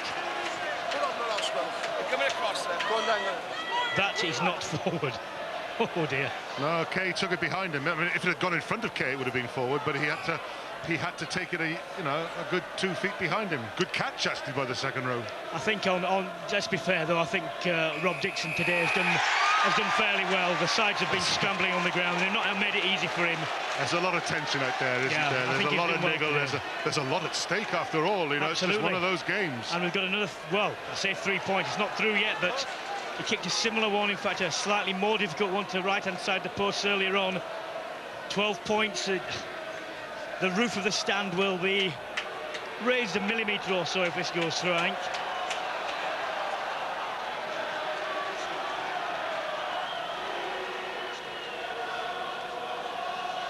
Stephen Jones, by my reckoning, he's kicked 7 out of 7 so far, so...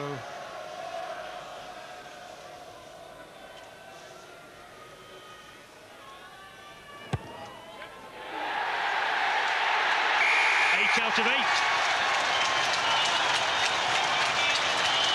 The crowd does it again, and suddenly Llanelli have double the Tigers' score. And well, we have to wait really until the end of the weekend for the final shape of the quarter-finals to be there. But Llanelli look. Ooh.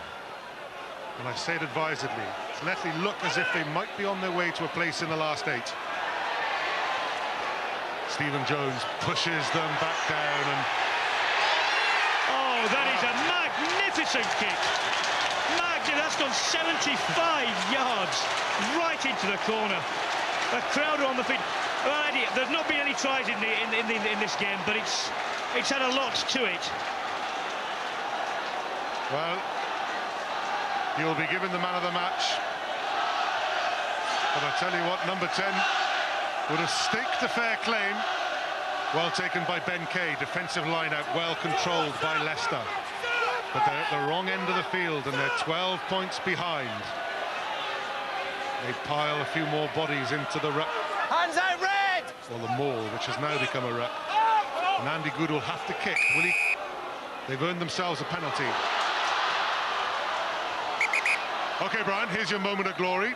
Who is your man of the match? Well, my man of the match for leading by example, making the hard yards, is Scott Quinnell. Honourable mention certainly to Martin Madden and to Stephen Jones, but I think for a captain's example, time after time in both attack and defence, my man of the match, Scott Quinnell. There he is, Scott of the Quinnell dynasty. Leicester have this throw. Dorian West takes his time, wipes the ball clean. Leicester arrive late at the line-out. And again, it's Dave Hodges, how well he's done on the opposition throw. Llanelli chase now that kick. Freddie Tuilagi calls the mark and does knock it on. Rob Dixon thought about that. He did, didn't he? He did. I think he confused him there. You watch this, he calls him out. Has he given it or hasn't he yet? Oh, whoa! Oh, that was a knock-on. I don't think he gave the mark earlier, you know. But it's those sort of things, Eddie, when they go against you, and the kick from Jones, you think it's not going to be our day today. Yeah. in all fairness, you have to say that ever since their nightmare start, Llanelli have been largely in control of this game. I agree entirely. Llanelli, if they turn out to be winners, will be deserved winners by quite a margin.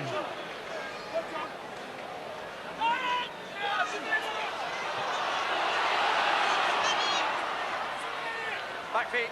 Good. Result from Northampton. Northampton have beaten Cardiff. Drop goal by Stephen Jones. Just wide. Result from Northampton. Cardiff have lost, so they're completely out of the running for a quarter-final spot. Cross the line, Red. And it looks as if the score remaining thus. There it is, confirmation of Cardiff's defeat at Northampton. Northampton undergoing something of a resurgence under their new coach Wayne Smith.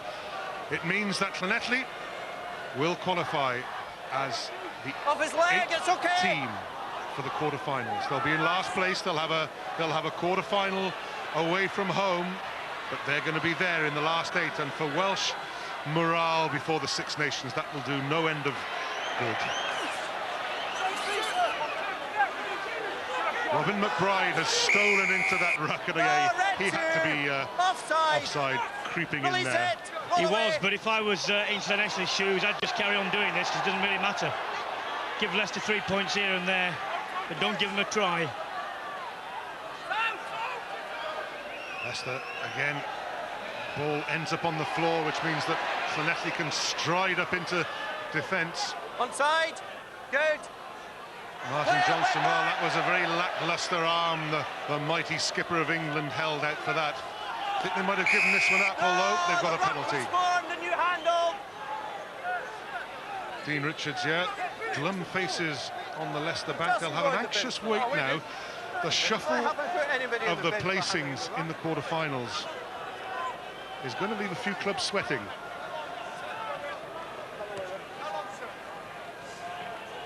Less than one. Less than one.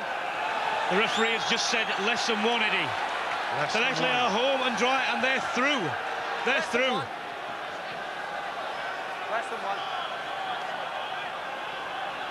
Robin McBride, meanwhile, has to stand and watch his opposite number, Dorian West, throw into this line-out. It's all over for the Tigers. That's a not straight throw. Play on, says the referee. That little kick could lead to trouble for Llanelli. Freddie Tuilagi is bundled into touch. Rob Dixon says the knock on, but it's all over.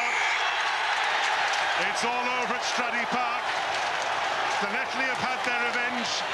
2 games in the Heineken Cup.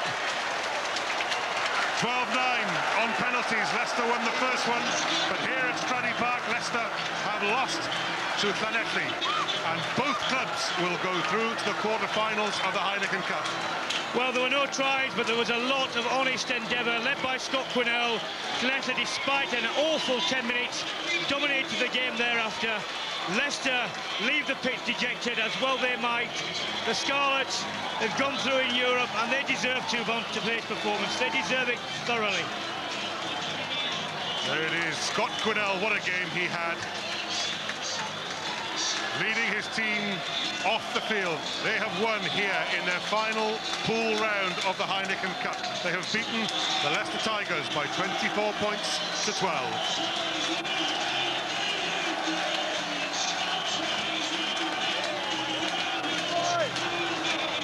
Fantastic performance and a great result for Llanelli and for Welsh Rugby. They go through to the quarter-finals at the expense of Ulster, who miss out by virtue of Llanelli's better record of tries scored. All very complicated, but the simple issue for Welsh Rugby is that Llanelli are through, and that is so important.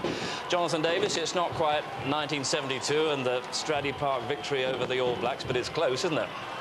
Yeah, it was a superb performance. I thought the forwards laid the platform. They took the Leicester pack on up front, and I think it was the first half performance that won it for them. They were, they kept the ball in hand against the conditions, and in the second half they kept, a lot of the possession. But it was Stephen Jones's kicking that kept them, in the opposition 22. So it was a hard-fought, result, but thoroughly deserved. And I thought that, Scott Quinnell had a superb game. Every time we come down here, he seems to win the man of the match, and you know, they'll go away, you know, with a lot of confidence to whoever they've got to play, and maybe, you know, it could be Bath if Bath win. So, you know, they'll relish that, because Bath aren't going that great in the English League.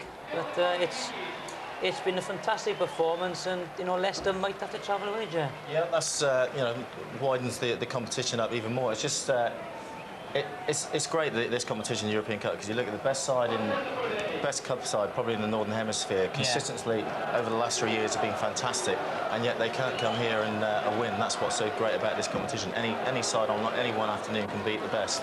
OK, let's get some reaction from inside the Llanelli camp, and Graham Thomas is down there with some of the heroes of the afternoon.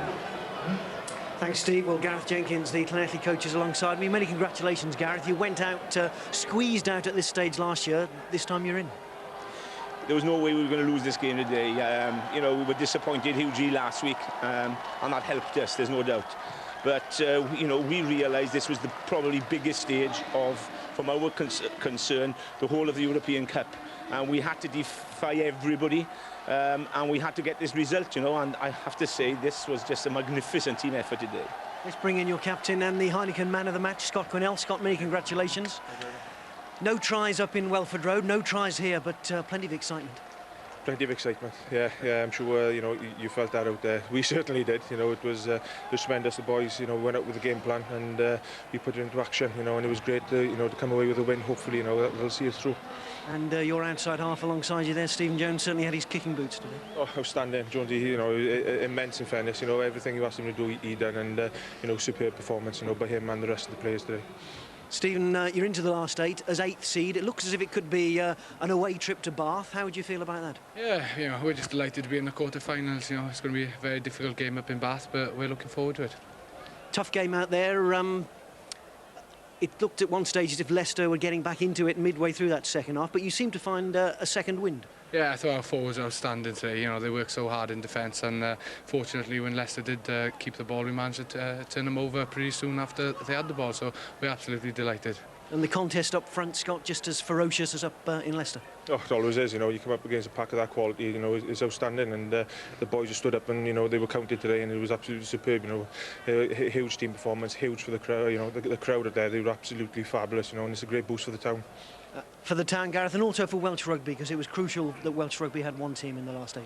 Yeah, I was pretty frustrated last night watching television when they said that the only opportunity Wales had was possibly Cardiff, and Welsh rugby was in a sad state, you know, and it was important that the Welsh side went through after those sort of media comments, and what a way to go through, and what an atmosphere to go through in, and what a credit this really was to the occasion, you know. I'm so proud of Llanelli and this type of occasion, and it just inspires us all.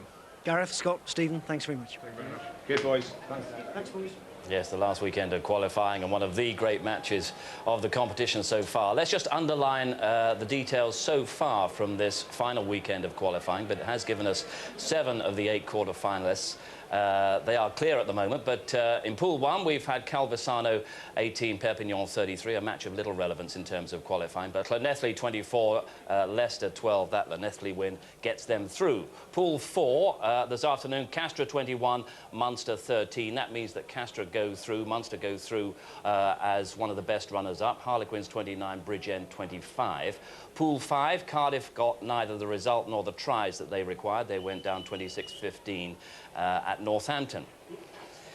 So let's take you through the qualifiers as we know them at the moment. As I say, we know 7 of the 8 quarter-finalists for sure. Leicester, Llanelli, Stade Francais, Bath, Castres, Munster, and Leinster. And from Pool 5, the match to be played tomorrow will give us the 8th quarter-finalist. Montferrand or Glasgow will go through as pool winners, but the losers tomorrow will not go through as one of the best runners-up. That is the only issue to be decided in terms of qualification. What also needs to be decided is home advantage for the quarter-finals.